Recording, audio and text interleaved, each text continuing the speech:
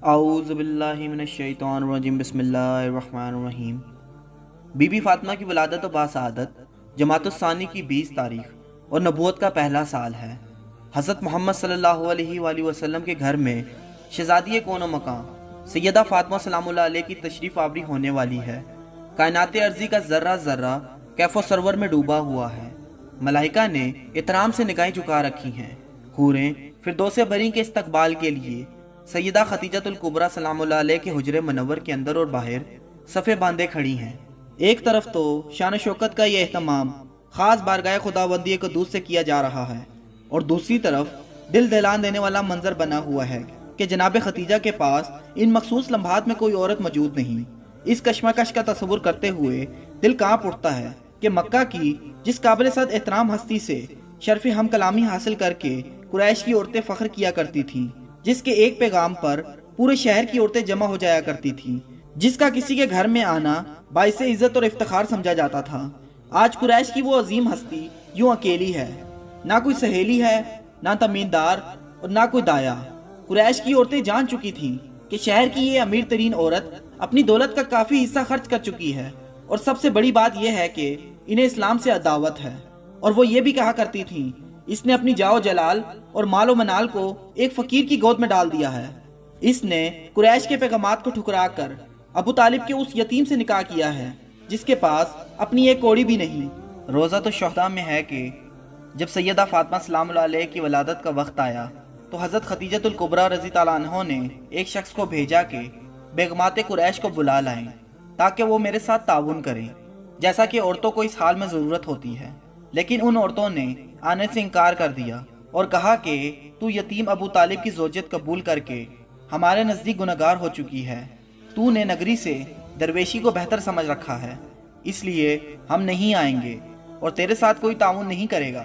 بظاہر دیکھنے میں روزہ شہداء کی یہ عبارت عجیب سی معلوم ہوتی ہے، کیونکہ حضور صلی اللہ علیہ وآلہ وسلم سے جناب خدیجہ الکبریٰ سلام اللہ علیہ کو نکاح مبارک کیے ہوئے اس وقت 16 سال کا عرصہ ہو چکا تھا، اور اس قدر طویل عرصہ گزر جانے کے بعد قریشی عورتوں کا یوں طعنہ زنی کرنا ناقابل فہم بات ہے۔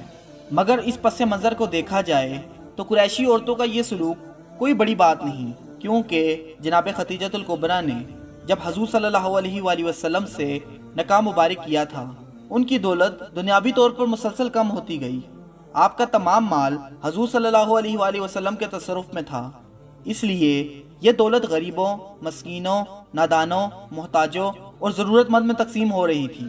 مکہ کی عورتیں خدیجہ الکبریٰ کے آگے پیچھے اس لیے گھومتی تھیں کیونکہ وہ شہر کی بہت بڑی رئیس تھیں۔ اب ان کی دولت میں کمی دیکھی تو سب نے منہ پھیر لیا۔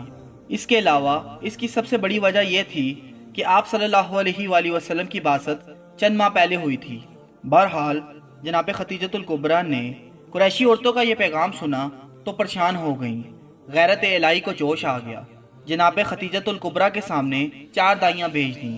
جناب خدیجہ الکبریٰ کی اچانک نظر اٹھی تو دیکھا آپ کے سامنے 4 دائیاں تشریف فرما تھیں، اور پھر انہوں نے بنی ہاشم ہی کی عورتوں کی طرح آپ کو مخاطب کیا تو آپ خوف زدہ ہو گئیں۔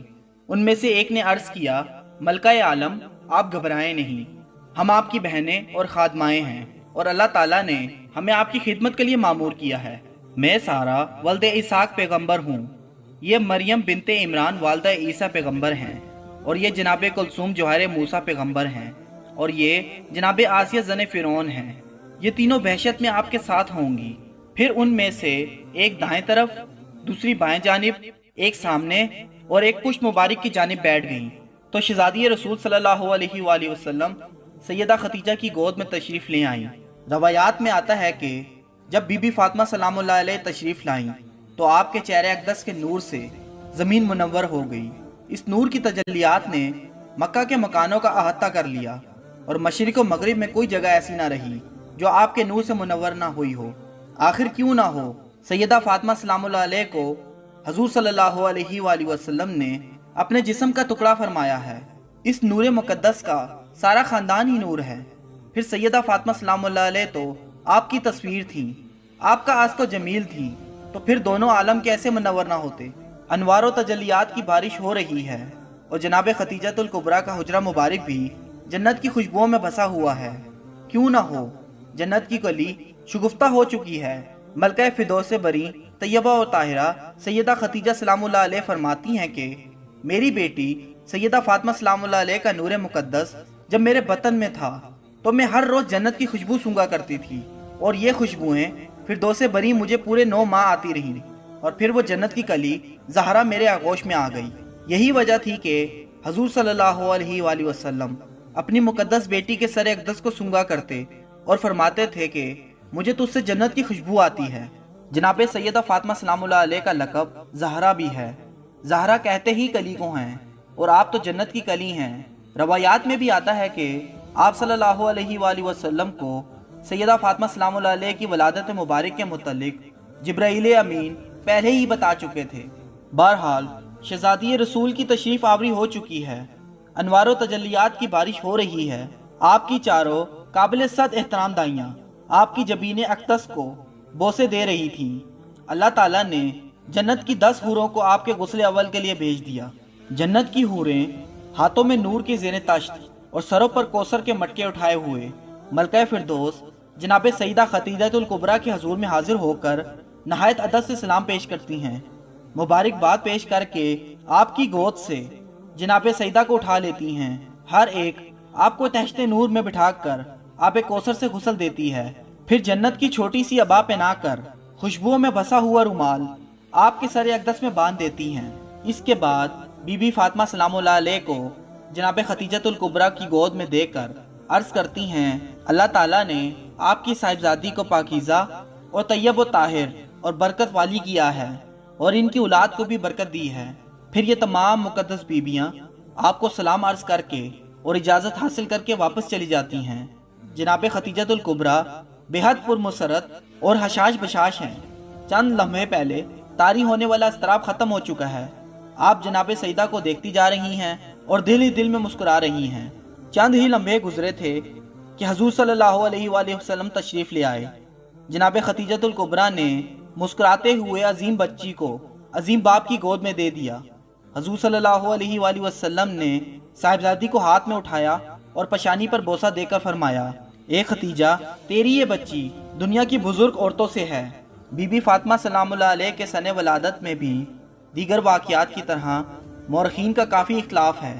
बाज़ हज़रात का ख्याल है कि आप ज़हूर नबूवत से 5 साल कबल दुनिया में तशरीफ़ लाईं, यानी उस वक्त हजूर सल्लल्लाहु अलैहि वसल्लम की उम्र मुबारक 35 साल थी। इस हिसाब से बीबी फातिमा की कुल उम्र मुबारक 19 साल बनती है। बाज़ हज़रात का गुमान है कि आपकी उम्र मुबारक सिर्फ 19 साल थी, और आप ज़हूर नबूवत के 5 साल बाद जब हजूर सल्लल्लाहु अलैहि वसल्लम की उम्र मुबारक 45 साल थी, वालिदा मुकरमा की गोद में आईं। बाज़ के नज़दीक ये है कि नबूवत के पहले साल आपकी वलादत हुई, और उस वक्त हजूर सल्लल्लाहु अलैहि वसल्लम की उम्र मुबारक का 41वां साल शुरू था। इस लिहाज से बीबी फातिमा सलामुल्लाह अलैह की कुल उम्र 24 साल कुछ माह बनती है। इसके अलावा इमाम जलालुद्दीन सयूती अपनी मुकम्मल तरीन तहकीक के पेश नज़र इमाम ज़हबी के इस कौल को तरजीह देते हैं कि जनाब बीबी फातिमा सलामुल्लाह अलैह की उम्र मुबारक 24 साल ही दुरुस्त है। अगर आपको हमारी ये वीडियो पसंद आई है तो इसको लाइक, शेयर और सब्सक्राइब ज़रूर कीजिएगा। शुक्रिया।